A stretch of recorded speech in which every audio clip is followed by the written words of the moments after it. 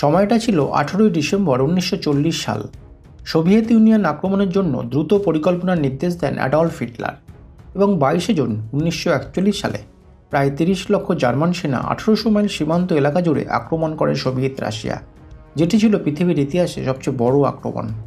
যদিও জার্মানরা ব্যর্থ হয়, কিন্তু কেন এত বড় আক্রমণ? আক্রমণের প্রকৃত কারণ কী ছিল? কেনই বা হিটলার মুখ থুবড়ে পড়ে রাশিয়ার কাছে? এই সমস্ত কিছুই জানবে আজকের ভিডিওটিতে। প্রথমেই আসা যাক হিটলারের সোভিয়েত ইউনিয়ন আক্রমণের আগের প্রেক্ষাপটটা ঠিক কেমন ছিল। 1939 সালে হিটলার এবং স্ট্যালিনের সোভিয়েত ইউনিয়নের মধ্যে একটি চুক্তি হয়। ইতিহাসে যে চুক্তিটি মলোটভ-রিবেন্ট্রপ চুক্তি নামে পরিচিত। যে চুক্তিতে তারা প্রতিজ্ঞাবদ্ধ হয় যে তারা কখনোই একে অপরকে আক্রমণ করবে না। অথচ এই চুক্তির এক সপ্তাহ পরই প্রতিবেশী দেশ পোল্যান্ড আক্রমণ করে জার্মানি এবং সূচনা হয় দ্বিতীয় বিশ্বযুদ্ধ। এবং কয়েক মাসের মধ্যে ইউরোপের বিস্তীর্ণ অঞ্চল নিজেদের পদানত করে জার্মানির হিটলার বাহিনী। জার্মান বাহিনীর কুদৃষ্টি থেকে বাদ পড়েনি সোভিয়েত ইউনিয়নও। চুক্তি থাকা সত্ত্বেও শুধুমাত্র সময় ও সুযোগের অপেক্ষায় ছিল হিটলার বাহিনী, এবং সেই সময় ও সুযোগ খুঁজে নেয় 1941 সালে 22 জুন। ওই দিন ভোর 4টের সময় জার্মান বাহিনী সোভিয়েত আক্রমণ করে। ওই আক্রমণে যুক্ত হয়েছিল 19টি পাঞ্জার ডিভিশন, 3000 ট্যাঙ্ক, 2500টি যুদ্ধবিমান এবং 7000 বিধ্বংসী কামান। সর্বমোট 30 লক্ষ সৈন্যর সাথে ব্যবহার করা হয়েছিল 6 লক্ষ মোটরযান এবং 6-7 লক্ষ ঘোড়া। এই অভিযান এতটাই ভয়ঙ্কর ছিল যে আক্রমণের প্রথম দিনই জার্মান বাহিনী 1000 সোভিয়েত বিমান ধ্বংস করে দেয়। সোভিয়েত বাহিনীর প্রতিরোধ সত্ত্বেও যুদ্ধের শুরুর কয়েকদিনের মধ্যেই জার্মান বাহিনী রাশিয়ার 300 মাইল ভেতরে ঢুকে যায় এবং সোভিয়েতের বিস্তীর্ণ অংশ নিয়ন্ত্রণে নেয়। কয়েক মাসের মধ্যে কিয়েভের মতো বিভিন্ন গুরুত্বপূর্ণ নগরীও দখল করে নেয়। অবশেষে মস্কো দখলের চেষ্টা শুরু করতেই জার্মান বাহিনী ব্যর্থ হতে শুরু করে এবং অবশেষে ঘটে শোচনীয় পরাজয়। কিন্তু বিশ্বজয়ের স্বপ্ন দেখা হিটলারের এই শোচনীয় পরাজয়ের কারণ কী? প্রথমত, রাশিয়ার সাথে জার্মানির মলোটভ-রিবেন্ট্রপ চুক্তি হয়েছিল, যে চুক্তির মূল বিষয় হলো একে অপরকে আক্রমণ না করা।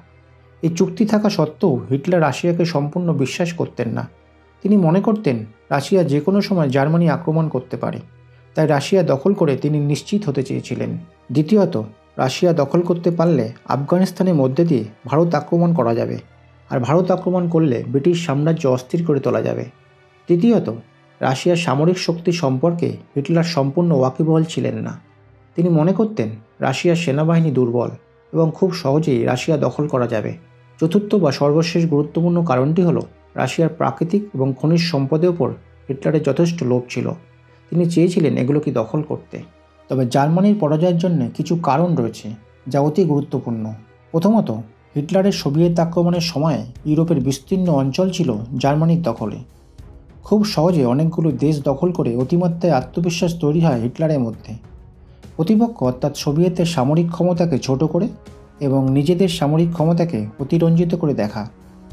অপরদিকে জার্মান গোয়েন্দারাও টেরই পায়নি যে সোভিয়েত দীর্ঘ যুদ্ধের জন্য প্রস্তুতি সেরে রেখেছে। আবার সোভিয়েতের সামরিক দক্ষতা ও সংরক্ষিত সেনাবাহিনী সম্পর্কে ধারণাই ছিল না জার্মান গোয়েন্দাদের। দ্বিতীয় কারণটি হলো জার্মান আক্রমণ করার কয়েক মাস পরে সোভিয়েত রাশিয়ায় চরম শীত ও বরফের প্রকট শুরু হয়। জানা যায় প্রায় -40°C পর্যন্ত নেমে যায় তাপমাত্রা। এই চরম তাপমাত্রা মোকাবিলা করা কোনো পরিকল্পনাই ছিল না জার্মান বাহিনী।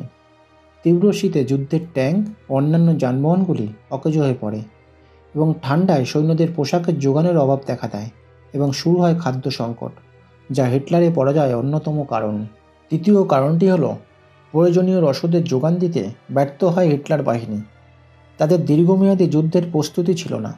হিটলারের ধারণা ছিল খুব অল্প সময়ে বা কয়েক মাসের মধ্যে তারা সোভিয়েতদের পতন ঘটাতে পারবে এবং প্রয়োজনীয় রসদ সোভিয়েত ভূখণ্ড থেকেই সংগ্রহ করতে পারবে। কিন্তু যুদ্ধের প্রথম দিকে যখন সোভিয়েত বাহিনী পিছু হাঁটতে শুরু করে, তখন সোভিয়েতরা সেখানকার সমস্ত রসদ নষ্ট করে দেয়। যেমন খাদ্য সামগ্রী পুড়িয়ে দেয়, খনিগুলিতে আগুন লাগিয়ে দেয়, রাস্তাঘাট নষ্ট করে দেয়, যাতে জার্মানিরা কোনো রকম সুবিধা না পায়। চতুর্থ ও সর্বশেষ কারণটি হলো জার্মান বাহিনীর বিরুদ্ধে কঠোর প্রতিরোধ গড়ে তোলে সোভিয়েত রাশিয়া। স্ট্যালিনের নেতৃত্বে মাতৃভূমি রক্ষায় সোভিয়েত জনগণ জার্মানির বিরুদ্ধে কঠোর প্রতিরোধ গড়ে তোলে। সোভিয়েত জনগণ ও সেনাবাহিনী দেশ রক্ষায় প্রবল উৎসাহিত হয় এবং সোভিয়েত জনগণও গেরিলা যুদ্ধ চালিয়ে যায়। অবশেষে বলা যায় জার্মান বাহিনীর পতনের জন্য কেবলমাত্র একটি কারণই দায়ী নয়, সমস্ত কারণগুলি একটি চেনের মতো কাজ করে। দর্শক বন্ধু, তোমরা জানলে হিটলারের সোভিয়েত আক্রমণ ও ব্যর্থতার কারণ। এখন তোমাদের কি মতামত কমেন্ট বক্সে লিখে জানিও।